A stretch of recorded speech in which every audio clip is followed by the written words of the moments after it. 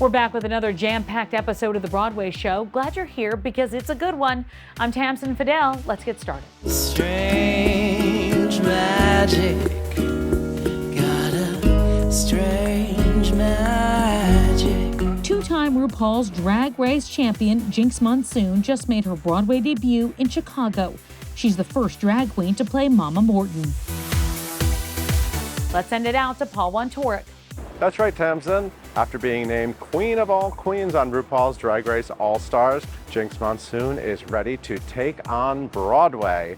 We caught up at the new Star Child rooftop at the Civilian Hotel. So I interviewed you almost 10 years ago, right after you won Drag Race Season 5. And the topic was, we got to get you to Broadway. I mean, that was my reason why I wanted to interview you. I said so clearly, Jinkx needs to be on Broadway. And now I've been very patient and the moment has come. Well, you know, it's not like I haven't been keeping myself busy since then. Exactly. And, you know, like even though I've been putting it out into the universe for a long time, it's really one of those things that I want to tell every young artist who might be watching this, is that if you are patient and tenacious, and if you continue to work in the field that you love, even as you're waiting for the dream gig. Sure. It's still time well spent, and you never know when it's going to come. And if you're patient, the perfect thing might come, and you'll be so glad it took 10 years. This feels like exactly the right role, the right show at the right time for me, and I'm so thrilled. Mama Morton. Just Mama. Just Mama. You have been doing all sorts of theatrical shows and productions since Drag Race. I've seen many of them. I'm very aware you will step on the stage of the Ambassador Theater and kill it. Do you have any nerves? Is Broadway different? Is it elevated in any way? Yeah, of course there's nerves, and of course it feels different. The production team of Chicago, they just treat me not only like they trust me and like I know what I'm doing, but they truly treat me like I've been there the whole time. They treat me like I'm a family member who's just been away for a while. Because I came in just, you know, I was like, I'm gonna look like a country bumpkin. I'm a dive bar drag queen who's making her Broadway debut, and these people have faith in me. And that's what's keeping the nerves at bay. Like that's what's fighting the imposter syndrome, is that I trust the team. They've been doing this a lot longer than I have, and they don't seem worried at all. So until they start freaking out, I feel like I don't have any reason to. I get to discover things in a way that's different when you create your own work. Yeah. When you create your own work, you kind of have all the answers already. You're figuring out a puzzle, but you know why your character says what she says. In someone else's work, you get to do the work of an actor. And it's been a while since I flexed those muscles. I was thrilled to see they still exist. And it's a lot of fun. It's fun, hard work. There's not one part of me that feels like anything is being compromised. I am getting everything God damn, this sounds daunting, but I'm getting everything I've ever dreamed of. So I think I'm in this state of mind where I'm like so grateful, feeling so lucky, and I'm also just like, what? Really? And I've seen with Chicago specifically, you know, with Angelica Ross playing Roxy Hart, that was groundbreaking. And it's exciting to be in a production that is taking such big swings and taking such huge steps forward in the casting process. America's next drag superstar is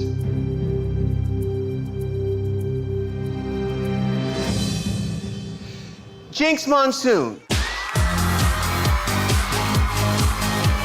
So let's talk about the Drag Race journey a little bit, because I find your journey fascinating.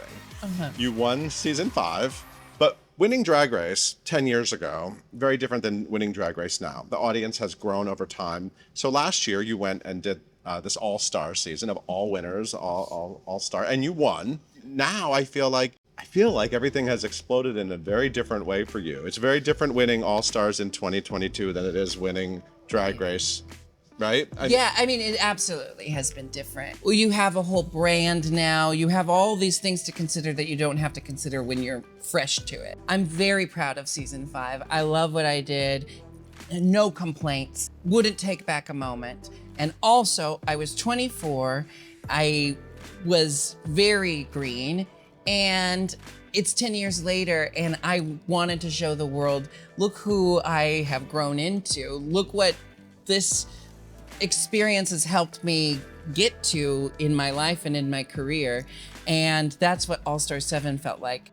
And they told us from the beginning it was to be a celebration of us, and they really delivered on that, you know, to the point where I won, but all of us are having a really great time right now. All of these winners who are really top of their field, top of what they bring uniquely to drag, they are doing it at its highest form. You know, you referred to yourself as, what'd you say, a dirty bar drag, what'd you say? A dive bar drag queen. Sorry, dive bar drag queen, but that's not. It was dirty too, yeah. But that's not how people and the entertainment industry now look at drag, the talent of drag. I mean, know, and it's about time. Yeah. The industry saw us for who we are, the performers we are. For so long, to put the word drag in front of something diminished it, because that's what we were conditioned to believe, that drag comedians are a subsect of comedians, or drag actors are a subsect of actors. And I think what we are finally realizing is that's just not the case. You wouldn't say blonde actors are a subsect of actors, you know? We choose for this to be our medium, but it doesn't diminish what we do as artists, you know? And choosing this as my medium has gotten me to where I am today. Yeah. It might have been a different path than other people have taken to the same spot, but I wouldn't change a thing. I love the opportunities coming your way, including Broadway. It's very, very well deserved. It's hard to live in the moment and sort of really appreciate things when they come to you. Are you able to do that in a different way than 10 years ago, or? Absolutely. Post-pandemic, it's never been easier to stay off my phone and talk to my friends who are physically with me, sure, because I appreciate those moments differently. There's so much I think we took for granted, and we don't want to do that anymore. So I am trying to be as present in the moment, and how I'm doing that is really just taking every day as it comes, and just like waking up every day and thinking, what are the things I get to do today rather than the things I have to do? I have so many amazing people, and drag really takes a village, that now I get to wake up every day and just be me.